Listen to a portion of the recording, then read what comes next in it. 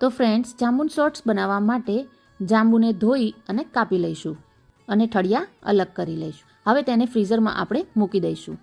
પછી એક મિક્સી જાર લઈશું. તેમાં ખાંડ, સંચળ, શેકેલું જીરું, ફુદીનો, લાલ મરચું પાવડર અને બરફ આ એડ કરી અને એને ક્રશ કરી લઈશું.